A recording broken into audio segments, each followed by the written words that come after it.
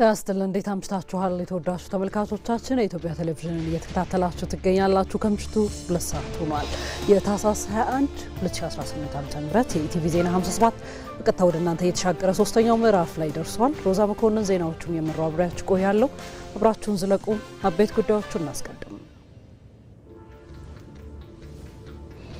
ኢትዮጵያ ለዘመናት የዘለቁ መሰረታዊ አለመግባባቶችን በውይይት ለመፍታት ምክክር ላይ ናት። የምክክር አለመግባባቶችን በውይይት የመፍታት አዲስ ባህል የሚገነባበት ነው።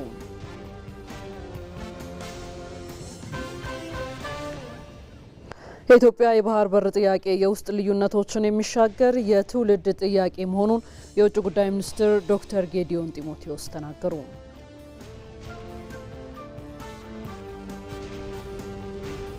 የኢትዮጵያ ታሪካዊ ጠላቶች ሴራ እድገቷን ወደ ኋላ ሲጎትተው መቆየቱን የታሪክ ተመራማሪዎች ገለጹ።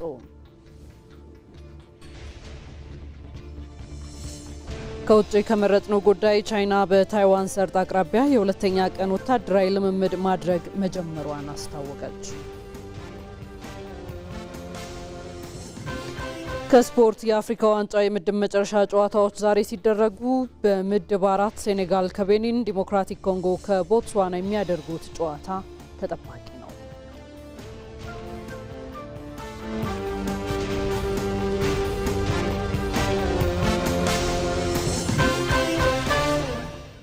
የተወደዳችሁ ኢቲቪ ዜና 57 በዛሬው ዋነኛ የአጀንዳ ጉዳዩ ኢትዮጵያ የመከረች ነው። ከዛ ጋር አገናኝቶ የሀገራዊ ምክክር ኮሚሽን እና አዲስ የመጡ የውይይት ሀሳቦች ምን ድረስ ያደርሱናል በስፋት የምንመለከተው ጉዳይ ነው የሚሆነው።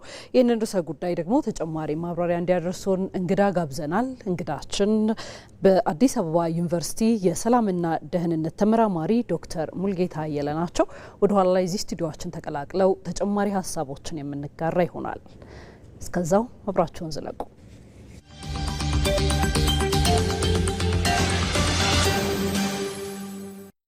በዓለም ላይ ከ40 ሀገራት በላይ ብሔራዊ ምክክርን አድርጓል።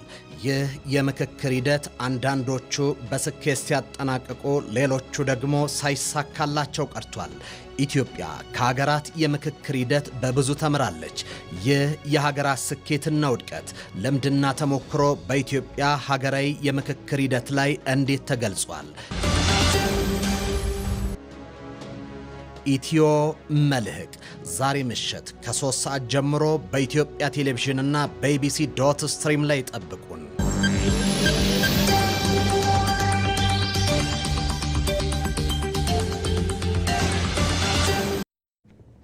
ወደ ቀዳሚው ዘገባችን አመራን። የኢትዮጵያ የባህር በር ጥያቄ የውስጥ ልዩነቶችን የሚሻገር የትውልድ ጥያቄ መሆኑን የውጭ ጉዳይ ሚኒስትር ዶክተር ጌዲዮን ጢሞቴዎስ ተናገሩ። የሕዝብ ተወካዮች ምክር ቤት ዛሬ ባካሄደው 6ኛ መደበኛ ስብሰባው የውጭ ጉዳይ ሚኒስቴርን በተመለከተ ከአባላቱ ለተነሱ ጥያቄዎች ምላሽና ማብራሪያ ተሰጥቷል። ባዬ ሙላት የህዝብ ተወካዮች ምክር ቤት ባካሄደው 5ኛ ዓመት የሥራ ዘመን 6ኛ መደበኛ ስብሰባው የውጭ ጉዳይ ሚኒስቴር የሥራ ኃላፊዎች ከምክር ቤቱ አባላት ለተነሱላቸው ጥያቄዎች ማብራሪያ ሰጥተዋል። ኢትዮጵያ ባለፉት ዓመታት ከተለያዩ ሀገራት ጋር ያደረገቻቸው የሁለትዮሽና የባለብዙ ወገን ግንኙነቶች እንዲሁም የታላላቅ ሀገራት መሪዎች ኢትዮጵያን መጎብኘታቸው የዲፕሎማሲ ከፍታዋንና ዓለም አቀፍ ተቀባይነቷን የሚያንጸባርቁ የዲፕሎማሲ ድሎች መሆናቸውን የምክር ቤቱ አባላት ገልጸዋል። የምክር ቤቱ አባላት የኢትዮጵያ የህልውና ቁልፍ የሆነው የባህር በር ጥያቄ ምላሽ እንዲያገኝ ምን እየተሰራ ነው የሚል ጥያቄም በስፋት አንስተዋል። የወደብ ብቻ ጥያቄ አይደለም። ኢትዮጵያ የቀይ ባህር ባለቤት ነበረች። የዚህ ቀጠና አባል መሆን ወደቡም እንዳለ ሆኖ በዓለም አቀፍ ድርጅቶችም ፓርላማውም ዲያስፖራውም የኢትዮጵያ ተወላጆች ምንድን ነው የምንጠብቀው? ምን አስተዋጽኦ እናድርግ?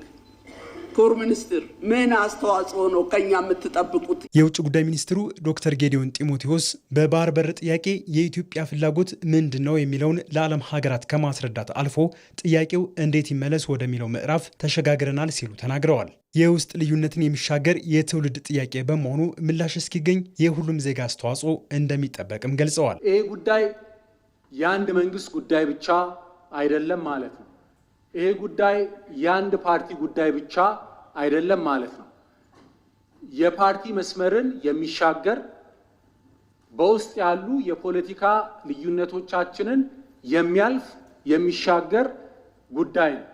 ስለዚህ እንዲያለ ግብ እንዲያለ ጉዳይ ላይ የውስጥ ልዩነታችን የውስጥ የፖለቲካ አለመግባባታችን አቋም ልዩነት የአስተያየት ልዩነት እንደተጠበቀ ሆኖ እንዲህ ባለው ጉዳይ ላይ ግን በጋራ መቆም ይጠበቅብናል። ኢትዮጵያ በዜጋ ተኮር ዲፕሎማሲ መርህ የዜጎቿን ጥቅምና ክብር ለማስጠበቅ እየሰራች ቢሆንም አሁንም ቅሬታዎች ይነሳሉ የሚል ጥያቄም ተነስቶ ምላሽ ተሰጥቶበታል። በመካከለኛው ምስራቅ በአረብ ሀገራት ተቀጥረው የሚሰሩ ዜጎች ላይ አሁንም የሚነሱ ቅሬታዎች አሉ። ለአብነትም የደሞዝ ክፍያ አለመከፈል፣ የአካል ጉዳት ማድረስና አልፎ አልፎም ግድያዎች እንዳሉ ይነሳል። ይህን በተመለከተ ዜጎች ሰብአዊና ዲሞክራሲያዊ መብታቸው ተከብሮ እንዲሰሩ ሚኒስቴር መስሪያ ቤቱ እያደረገ ያለው ክትትል ምን ይመስላል? ማብራሪያ ቢሰጥ። አምባሳደሮቻችን እንደ አግባብነቱ ደግሞ ቆንስል ጀነራሎቻችን ይህንን ጉዳይ ትኩረት ሰጥተው በበላይነት የራሴ ጉዳይ የራሴ ኃላፊነት ብለው እንዲከታተሉ ቋሚ የስራ መመሪያ ተሰጥቷል። በዚህ ረገድ የሚሰሩትንም ስራ በየጊዜው ሪፖርት እንዲያደርጉ ይጠበቃል፣ ይገመገማል። በተጨማሪም ብዙ ዜጎች በተሰማሩባቸው ብዙ ዜጎቻችን በሚሰሩባቸው አገራት ላይ ይሄንን ጉዳይ ብቻ የሚከታተሉ በዋነኛነት ይሄ ነው ስራዬ ብለው የሚከታተሉ ዲፕሎማቶችም ከሚስዮን መሪዎቹ በተጨማሪ ተመድበዋል። መንግስት ለዜጎቹ በሰጠው ትኩረት በማይናማርና በሳውዲ አረቢያ በአስቸጋሪ ሁኔታ የነበሩ ዜጎች ወደ ሀገራቸው ተመልሰዋል ሲሉም ተናግረዋል። የፌዴራል የውጭ ጉዳይ ሚኒስቴር ከዓለም አቀፍ ተቋማት ከሚመለከታቸው ሀገራት ጋር በመተባበር ዜጎች ወደ ሀገራቸው እንዲመለሱ ጥረት ያደርጋል። እንዲሁ ለምሳሌ ያህል ብቻ ከሳውዲ አረቢያ በተለያየ ሁኔታ አስቸጋሪ ሁኔታ ውስጥ የነበሩ 26,000 በላይ ዜጎችን በ5 ወራት ውስጥ ብቻ ለማስመለስ ተችሏል።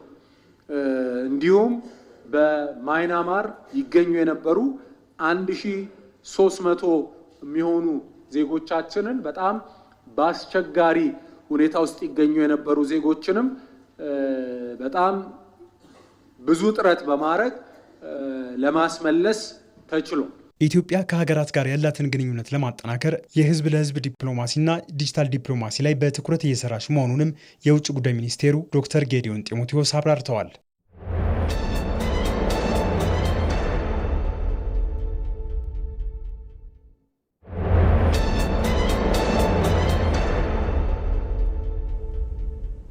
ኢቲቪ ዜና 57 ወደ አጀንዳ ጉዳዮቹ ተሻግሯል። ዛሬ በአጀንዳነት የምንመለከተው ኢትዮጵያ የመከረች ነው። ምክክሯ ለዘመናት የዘለቁ ችግሮችን በውይይት የመፍታት አዲስ ባህልን የሚዳብርበት ነው። እዛ ላይ ትኩረታችንን አድርገን ቆይታ እናደርጋለን። ከዛ ጋር ወደ ተገናኘ ዘገባ ልምራችሁ።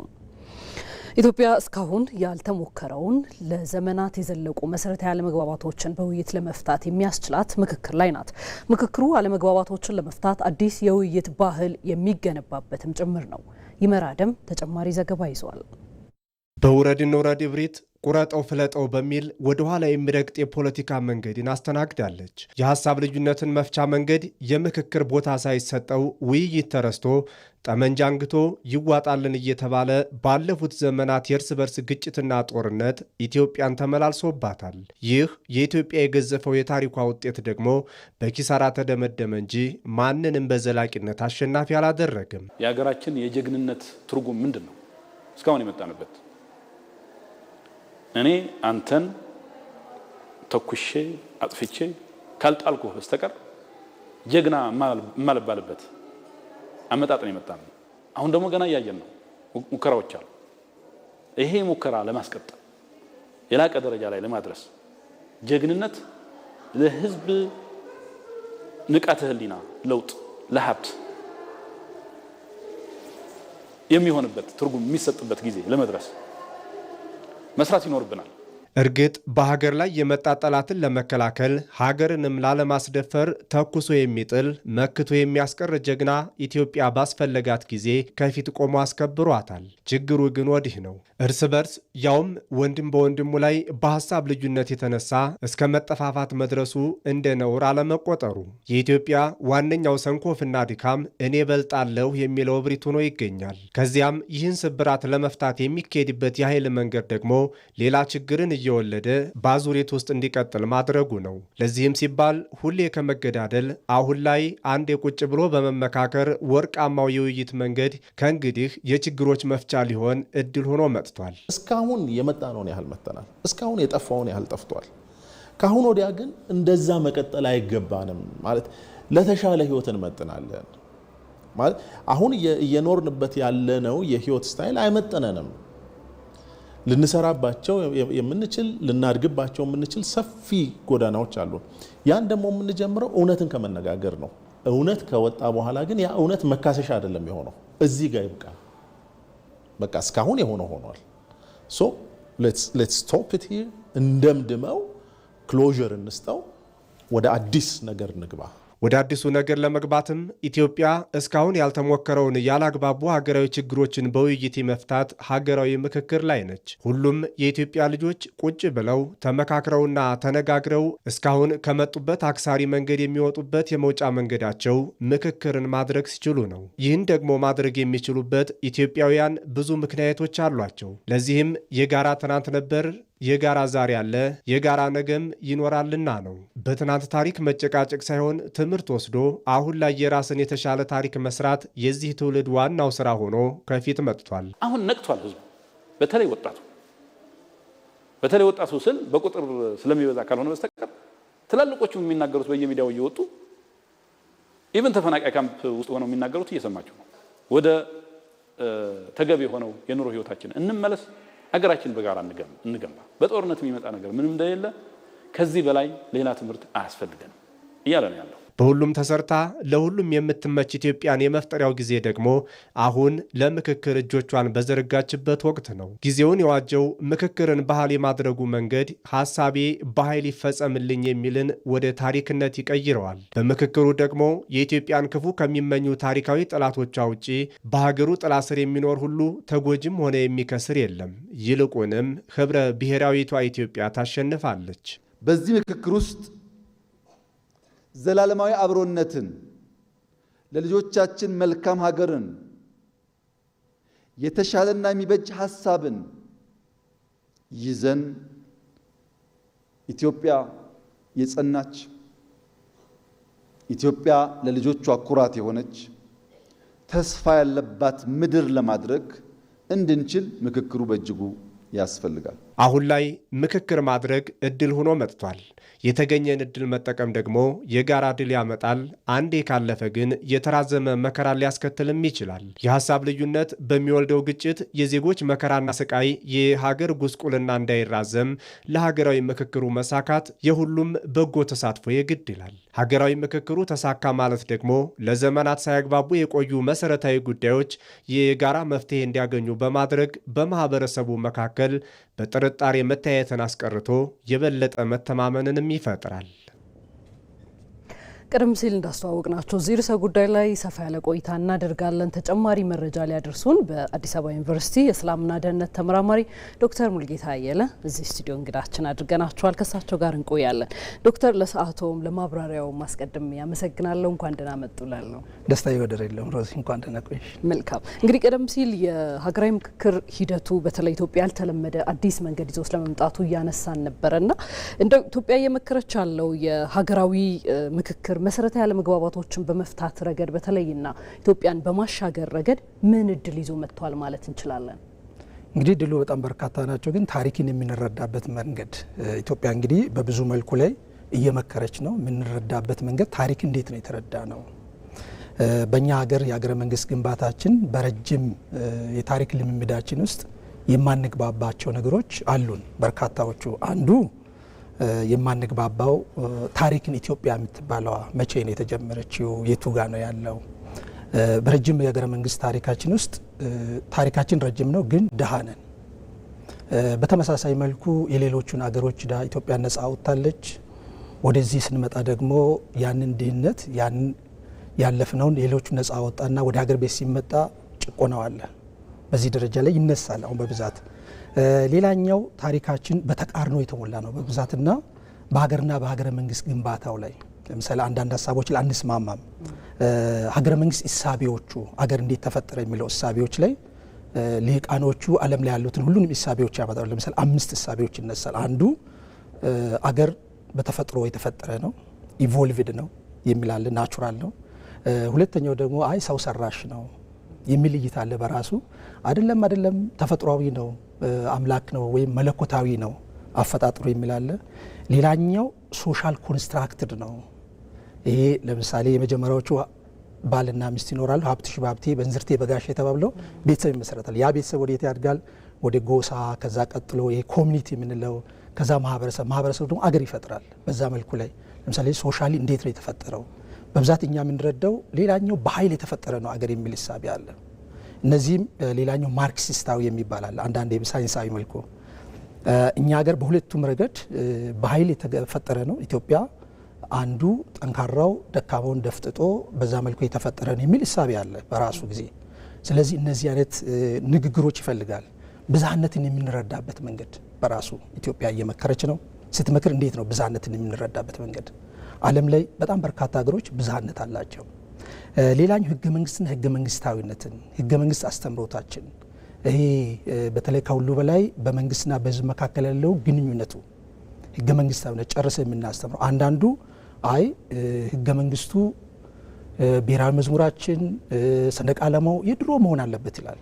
አሁን ያለው ደግሞ በዚሁ መቀጠል አለበት ይላል። አንዱ ይነሳና የድሮ ብሔራዊ መዝሙር ለምሳሌ በንጉሱ ጊዜ የነበረው ይነሳና እንዲህ ይላል ብሔራዊ መዝሙር የዛን ጊዜ የነበረው ኢትዮጵያ ሆይ ደስ ይበልሽ በአምላክሽ ኃይል በንጉስሽ ተባራሪ አርበኞችሽ አይነካም ከቶ ነጻነትሽ አትፈሪም ከጠላቶችሽ ድል አድራጊው ንጉሳችን ኑሩን ለክብራችን ይላል። አረንጓዴ ቢጫ ነው። ይሄው ካልመጣ ብሎ አረንጓዴ ቢጫ ቀዩ ምንም አይነት ምስል የለው ወይም ዘውድ ያለበት ከዛ ይሄ ባንዲራና ይሄ ሰንደቅ ዓላማ ሆኖ አብሮ መዝሙሩን ካልሆነ ይላል። እንግዲህ በደርግና በኢህአዴግ ያለውን አሁን ያለውን የምንጠቀመው ነው የምናውቀው ነው። እንደዚህ አይነት እሳቤዎች አሉብን እኛ። ለምሳሌ የድሮውን ካልመጣ የሚል ምን አይነት የመንግስት አስተዳደር ይሁን የሚለው የምንከራከርበት ነጥብ ነው። አህዳዊ ነው መሆን ያለበት፣ የፌዴራላዊ መንግስት ስርዓት ነው። አህዳዊ ከሆነ ደግሞ ምን አይነት ዓለም ላይ እንግዲህ ከ195 ሀገሮች ውስጥ 24 ሀገሮች ፌዴራሊዝም ይከተላሉ። እንደኛ በተለይ በርካታ ብዝሃ ማንነት ያላቸው ሀገሮች። ስለዚህ እሱ ላይ ብዙ እንከራከራለን፣ እንፋጫለን። ስለዚህ መሰረታዊ ጉዳይ ላይ መግባባት ላይ ኢትዮጵያ ለማሻገር ምን እድል አለው ያልሽኝ ነገር አለ። ይህ እድል በፍጹም ሊያመልጠን አይገባም። እኛ በታሪካችን በዘመነ መንግስት በሀገረ መንግስት ታሪካችን ውስጥ ለመጀመሪያ ጊዜ ያገኘነው እድል ነው። ብዙ ሀገሮች ሞክረው ፌል ያደረጉ ሀገሮች አሉ፣ የተሳካላቸው ሀገሮች አሉ። ቱኒዚያን ከወሰድን እንደኛ ምክክር አድርገዋል። ምክክሩ በኋላ እንግዲህ የኖቤልን ጭምር ሽልማት ያስገኘ ነው። ከህዝብ ነው የመጣው። የዛኔ ምን ሆነ? ቱኒዚያ ውስጥ አደጋ ገጠማቸውና ምክክር ኮሚሽኑ ላይ ሲቪክ ማህበራቶቹ በተለይ እነዚህ ወጣቶቹ የሴቶቹ ክንፍ አደረገና በጣም አዋጭ የሆነ ምክክር አደረጉ። ስለዚህ እኛም ሀገር ያለው በፍጹም ሊያመልጠን አይገባም። ምክክሩ ከምን የመጣ ነው? ከህዝብ የመጣ ነው። መነሻው ህዝብ ነው። እዛ ውስጥ መካከል ይላል። አሁን የመንን ካየን የመን ለምሳሌ አገራዊ ምክክር ኮሚሽኑ ተደረገ፣ ውይይት ተከናወነ። 180 አጀንዳ ይዘው መጡ። 180 አጀንዳውንም አለዩትም። ለመንግስት የቱ ነው የሚሆነው? ይሄ ፕሮሲጀራሊ የሚባለው ነገር የሱ ፌል አደረገ። እንግዲህ የመን ያለበትን እያየን ነው። አንዳንድ ነገራቶች ደግሞ እንደ ጥሩ ተሞክሮ የምንወስዳቸው ደቡብ አፍሪካ አለ፣ በጣም አድርገዋል። የራሱ የሆነ እንደ ሩዋንዳ አገራዊ ምክክር ኮሚሽን አድርገዋል። መጨረሻ ላይ ግን ምን አድርገዋል? ተግባብተውበታል።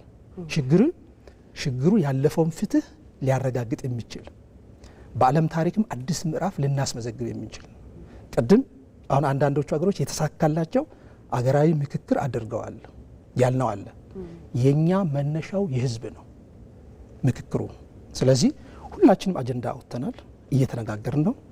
ውጤቱ ደግሞ በዛ ደረጃ ይታያል። ስለዚህ የሚያሻግረን ድል እንጠቀም ካለን ይህንን በተለይ ሀገራዊ ምክክር ኢትዮጵያ ዘላቂ ሰላም እንዲሰፍንባት ለማድረግ ምን ፋይዳ ይኖረዋል ይላሉ? በተለይ ሁሉም እዛ ውስጥ ያለ ደግሞ እና የሚመለከተው ተብሎ የሚታሰበው አካል እንዴት ነው ይህንን ሊጠቀምበት የሚገባ ይላሉ? እሱም ባጭሩ ያንሱልኝ ዶክተር።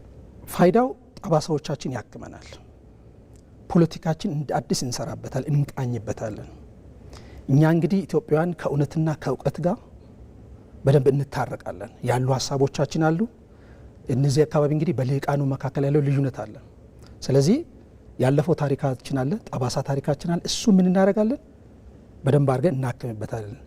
ሀሳብ እናዋጣለን አዋጥተናል ኦልሬዲ ግን በዛ መካከል ያሉ ልዩነቶችን በተለይ ከሁሉ በላይ በአደባባይ ተናግረናል ይሄ ልዩነት አለብን እነዚህ ዘክረናል በተመሳሳይ መልኩ እንግዲህ በጣም ፈርጀ ብዙ የማንነት አይነት አለን በሐሳብ በቋንቋ አስተዳደጋችን አረዳዳችን ስለዚህ በዚህ ሁሉ ውስጥ እኔ ያልኩት ካልሆነ የሚል ሐሳብ አይኖርም ስለዚህ መክረናል አዋጥተናል ሐሳብ በየደረጃው ያሉ በተወካዮቻችን ሐሳቡ መጥቷል ያንን እንግዲህ አዋጁ በሚፈቅድለት መልኩ አገራዊ ምክክር ኮሚሽኑ ሰብስቦ ለመንግስት የማቅረብ ከዛ በኋላ ደግሞ ወደ አፈጻጸም መሄድ በዚህ ደረጃ ሁሉ ላይ ኢትዮጵያን ታላቅ ሌሎች የሚማሩባት የተሳካ አገራዊ ምክክር ኮሚሽን እናደርጋለን የሚል መልካም በአዲስ አበባ ዩኒቨርሲቲ ሰላምና ደህንነት ተመራማሪ ዶክተር ሙልጌታ አየለ እጅግ አድርገን እናመሰግናለን ለሐሳቡ እጅግ ግን እናመሰግናለን መልካም ምሽት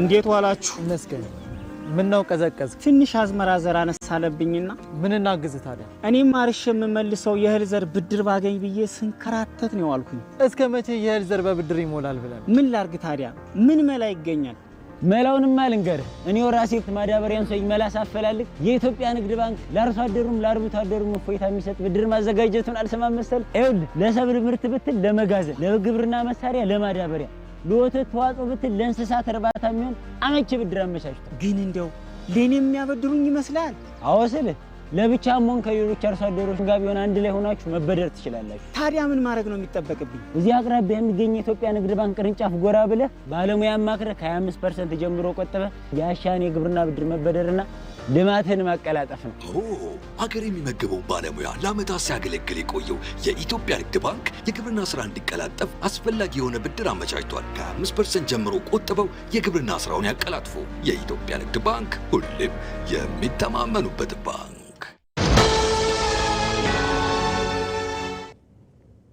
ኢቲቪ ዜና 57 ወደ እናንተ መድረሱን እንደቀጠለ ነው።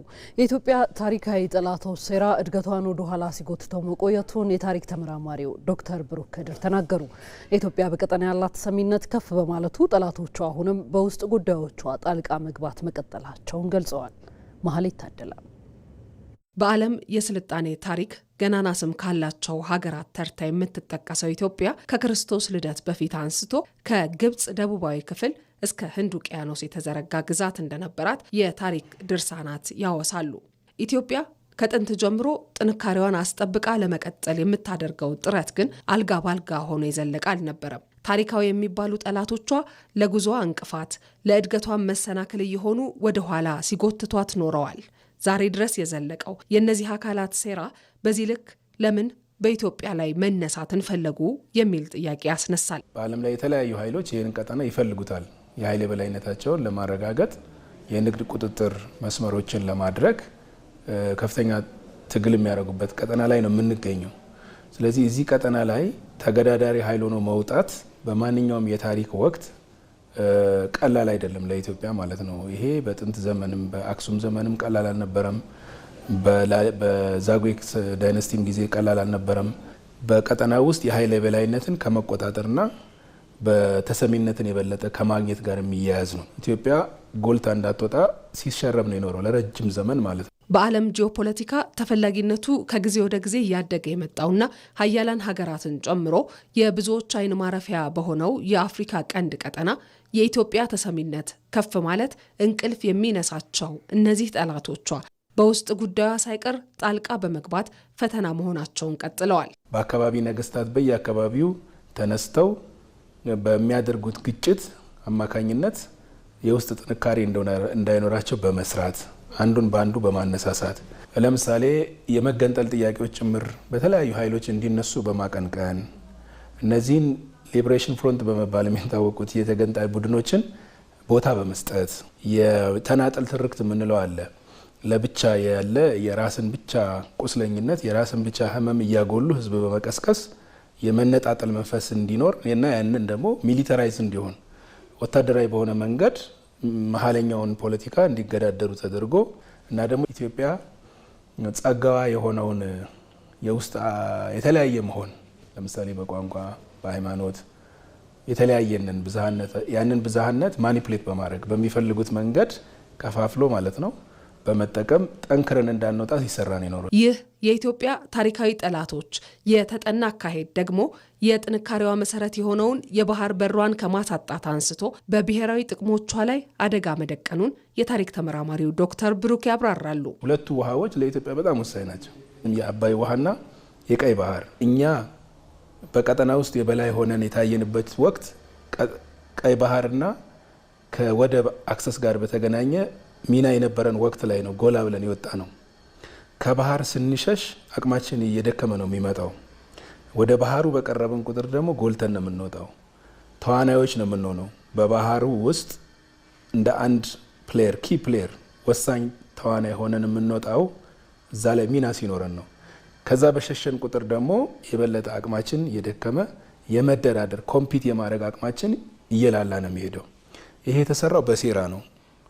ኤግዚስተንሻል የሆነ መጀመሪያ ደረጃ የሚታይ ብሔራዊ ጥቅም እንዳይሆን ከውስጥም የትርክት ችግር ነበር። ለምሳሌ እስከ ቅርብ ጊዜ ድረስ የቀይ ባህርን ጉዳይ ማንሳት ያው ኢትዮጵያ ውስጥ ታቡን የነበረው። እንዲህ ያሉትን በሴራ የታጀቡ የጠላት እንቅስቃሴዎች መመከት የሚቻለው ታዲያ ኢትዮጵያውያን በህልውና ጉዳያቸው ላይ አንድ ሆነው ሲቆሙ ብቻ ነው ይላሉ የታሪክ ተመራማሪው። ምንም በማንደራደርባቸው ብሔራዊ ጥቅሞቻችን ላይ በጋራ መቆም ያስፈልጋል። በመጀመሪያው የብሔራዊ ጥቅም ደረጃ ለምሳሌ ማንም ልዩነት ሊኖረው አይገባም። አሁን እኛ እንደ አገር እንድንቆም የህልውና ብሔራዊ ጥቅም የሚባል አለ። እዛ ላይ አሁን ምንም ልዩነት ማሳየት አያስፈልግም። የተለያየንን በቋንቋ የተለያየንን ጥሩ ነው። በሃይማኖት የተለያየ አይነት እምነት የሚከተሉ ወገኖች አሉ፣ ጥሩ ነው፣ ውበት ነው። የተለያዩ ባህሎች አሉን፣ እሱም ውበት ነው። ነገር ግን ደግሞ እነዚህ ውበቶች ውበት የሚሆኑት አንድ ሀገር ሲኖረን ነው። እንደ አንድ ሀገር ማሰብ ስንችል ነው። ኢትዮጵያ አንድነታችንን ስናጠነክር ነው። ኢትዮጵያውያን የጠላቶቻቸውን እንቅስቃሴ በመረዳት በማወቅም ይሁን ባለማወቅ ሀገራቸውን ለሚያፈርስ የትኛውም ተግባር ተባባሪ ከመሆን ራሳቸውን መጠበቅ እንደሚገባቸው መክረዋል።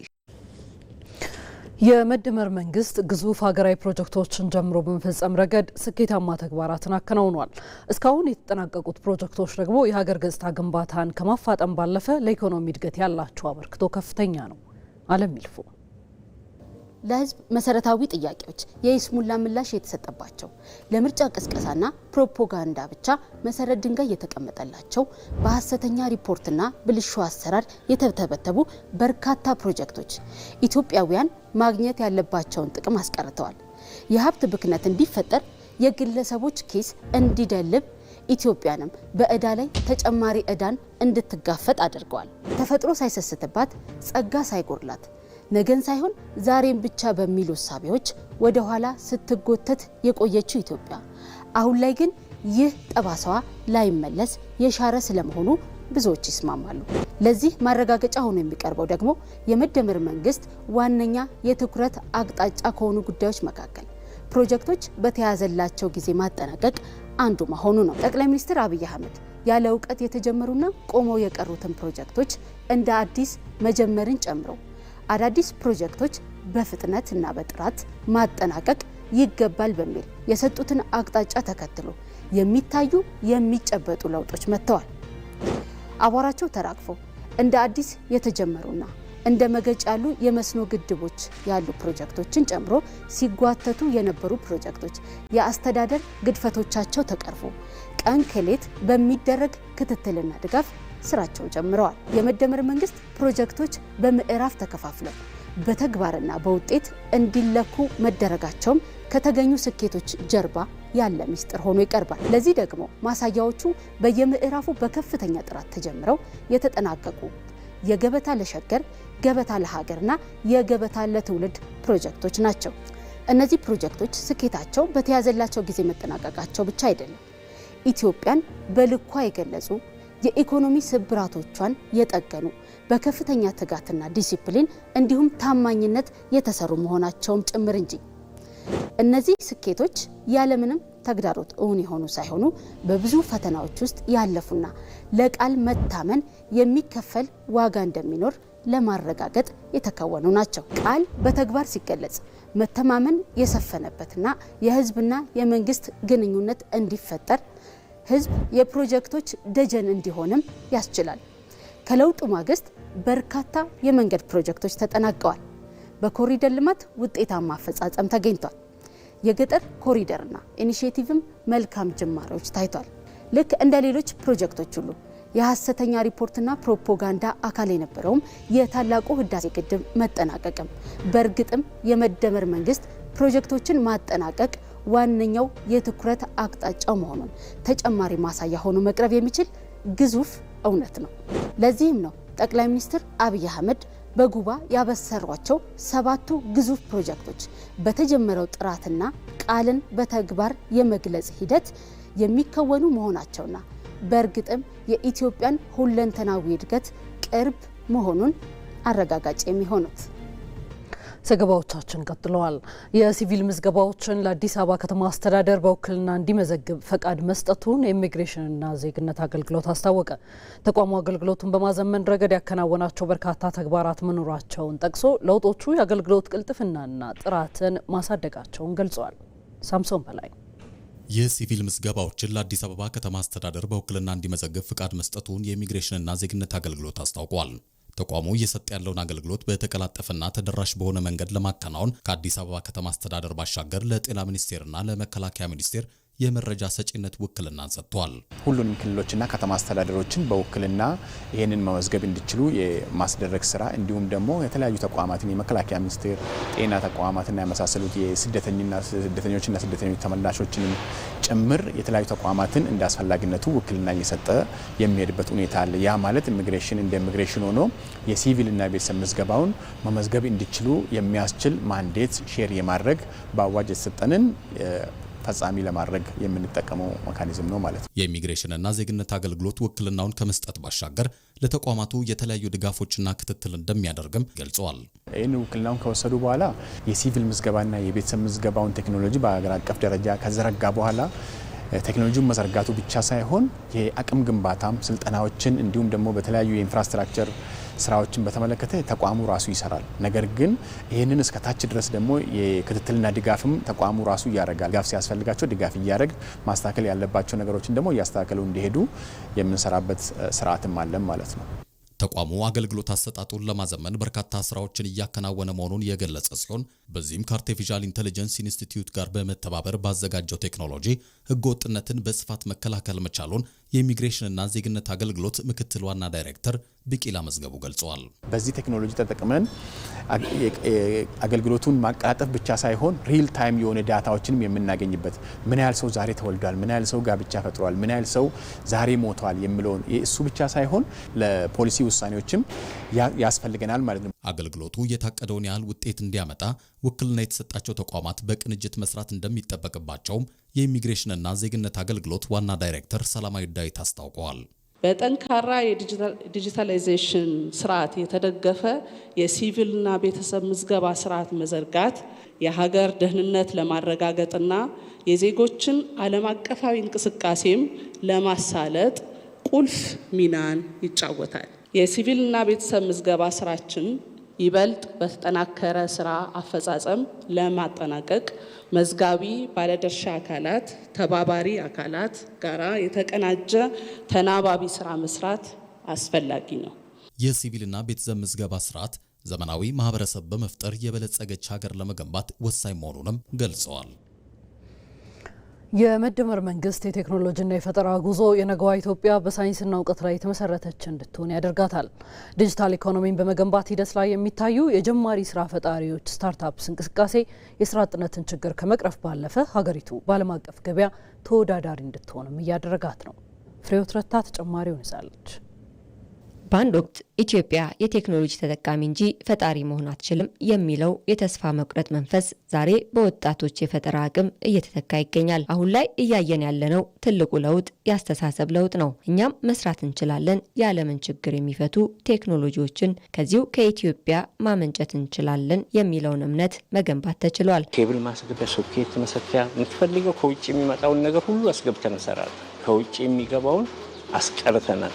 ከዛ በኋላ ደግሞ መላክ እንጀምራለን። የተለያዩ መሳሪያዎች አሉን፣ የተለያዩ የሰለጠኑ ባለሙያዎች አሉን። እነሱን በመጠቀም ሞር ትኩረት ሰጥተን እንንቀሳቀሰው ባትሪ ፕሮዳክቶች ላይ ነው። አገልግሎት ሲጨርሱ ነው የሚጣሉት ማለት ነው። ስለዚህ እኛ ትኩረት ሰጥተን ባትሪውን ካከምን፣ ባትሪውን ህይወቱን ካራዘምን የዛ እቃ አገልግሎት በፊት ከነበረው አገልግሎት ተጨማሪ አገልግሎት ሊሰጥ ይችላል በሚል ነው ያንን የምንንቀሳቀሰው። በመደመር እሳቤ የታነጹ እነዚህ ስራዎች ካለፈው ታሪክ በጎ እሴቶችን ወስደው የነገን የቴክኖሎጂ ዓለም ከዛሬው ነባራዊ ሁኔታ ጋር እያቀናጁ ይገኛሉ። ይህም የሀገርን አቅም በማቀናጀት ሁለንተናዊ ብልጽግናን ለማምጣት ለተያዘው ግብ ትልቅ ስንቅ ሆኗል። የግብርና፣ የጤና፣ የፋይናንስ እንዲሁም የሮቦቲክስና የዲጂታል ክፍያ ስርዓቶች መስፋፋት ኢትዮጵያውያን በማንኛውም ዓለም አቀፍ የቴክኖሎጂ መስክ መወዳደር እንደሚችሉ በተግባር እያሳዩ ነው። ጂን ኤዲቲንግ የሚባል አለ። የዛ ጤፍ ግንድ እንዲጠነክር አጠር ብሎ እንዳይወድ ግን ምርቱ ከፍተኛ እንዲሆን ማድረግ ይቻላል። ይሄንን አሁን ዝርያውን አግኝተን እየሞከር ነው። እንደ ቴክኖሎጂ ተቋማዊነታችን አዳዲስ የሚባሉ ቴክኖሎጂዎችን ከዓለም ላይ ሶርስ በማድረግ እኛም ኢኖቬት በማድረግ ፕሮዲውስ እያደረግን ለደንበኞቻችን ለሀገር ውስጥ እናቀርባለን ማለት ነው። በዚህም ብዙ ያስተዋወቅናቸው አሁን ገበያ ላይ ያሉ ማህበረሰቡ የሚጠቀምባቸው ብዙ ቴክኖሎጂዎች አሉ። የቴሌሜዲሲን ፕላትፎርም የዛሬ 1 ዓመት ተኩል ተቋቁሟል። እስካሁን ከ2000 በላይ የጤና ባለሙያዎችን ኦንቦርድ አድርጎ ከ10000 በላይ ታካሚዎችን በተለይ ሩራል ኤሪያዎችን ሰርቭ ያደርገኛል። የመደመር እሳቤ ዋናው መመሪያ ያለንን አቅም አቀናጅቶ መጠቀም፣ በጎደለን ላይ በመጨመር የተሻለ ውጤት ማምጣት ነው። የዛሬ 5 ዓመት ገደማ የአይ ተቋም ያስፈልገናል ሲባል ምንም የአፍሪካ ሀገር እኛ በጀመርንበት ደረጃ የአይ ኢንስቲትዩሽን መፍጠር ያሰበ የሞከረ አልነበረም። የአይ ስትራቴጂ የሚፈጠር ሀገር አልነበረም። እኛም ውስጥ አከራካሪ ጉዳይ ነበር፣ ለምን ያስፈልጋል የሚል። ኤአይ ባይኖር ኖሮ ሁላችሁም እንደምታውቁት ኢትዮጵያ ውስጥ የመጡ መንግስታት ወይም የመጡ ሹመኞች በሙሉ ስለ ሲቪል ሰርቪስ ሪፎርም ያላወራ መንግስት የለም። በየጊዜው ነው የምንሰማው ሲቪል ሰርቪስ ይባል። መሶብን መፍጠር የቻለ ግን የለም። ለምን? ኤአይ አልነበረማ። ኤአይ መሶብን ፈጠረና ያ የረጅም ጊዜ ህልሞቻችን አሁን ባለበት ደረጃ እንዲሳካ አስቻለ። ሁለተኛ መላን ብትወስድ አንተ እንኳን በደንብ ታውቀዋለህ።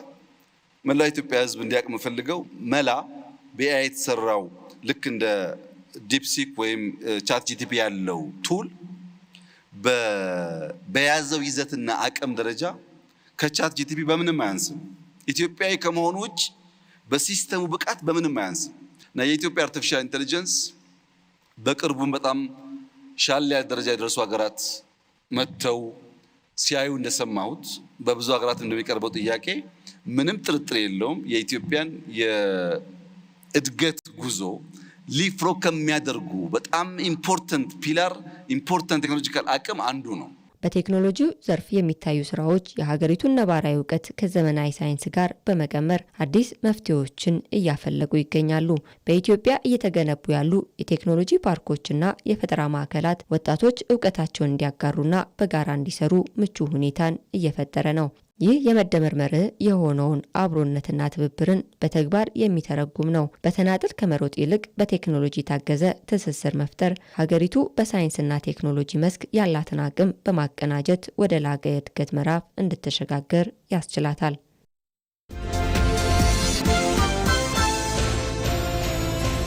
ለዘመናት ምክንያታዊ ሐሳብን የመከተል አካሄድ፣ ጽንፈኝነት የሚንጸባረቅበት እሳቤ፣ የሐሳብ የበላይነት እንዳይነግስ ያሰፈነው ተጽዕኖና የእሳቤ ለውጥ የሚያስፈልገው የፖለቲካ መንገድ የነገው የአዲስ ቀን የዜና መሰናዶ የአጀንዳ ጉዳያችን ነው።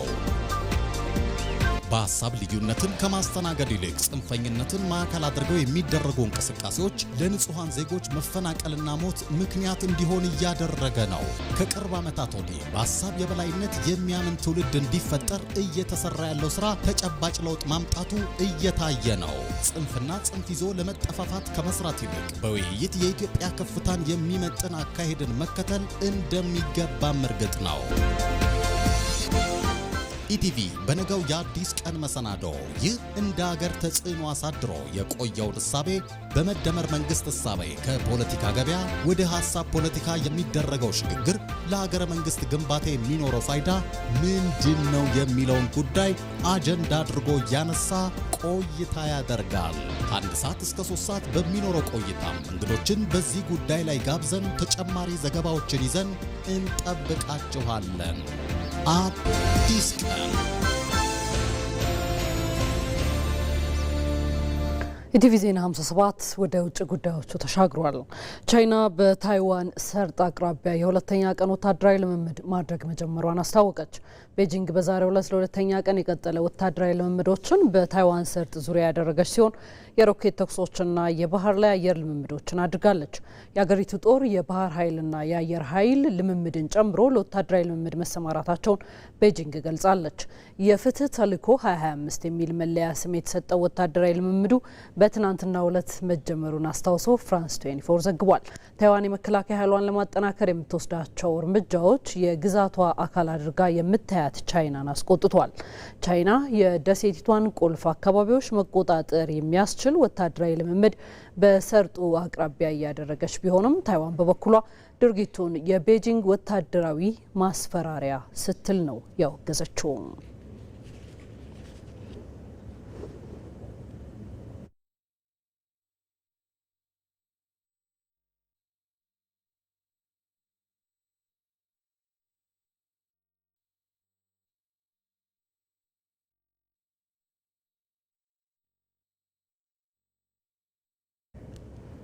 ወደ ስፖርታዊ ጉዳያችን አለፍን። የአፍሪካ ዋንጫ የምድብ መጨረሻ ጨዋታዎች ዛሬ ሲደረጉ በምድብ 4 ሴኔጋል ከቤኒን፣ ዲሞክራቲክ ኮንጎ ከቦትስዋና የሚያደርጉት ጨዋታዎች ተጠባቂ ናቸው።